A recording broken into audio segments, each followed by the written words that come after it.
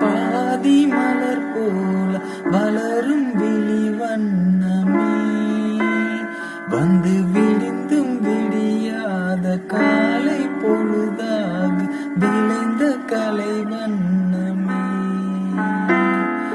நதியில் விளையாடி பொழியில் தலை சீவி நடந்த இளம் தென்றலே, வளர்பொதிகை மலை தோன்றி மதுரை நகர் கண்டு பொழிந்த தமிழ் மன்றமே.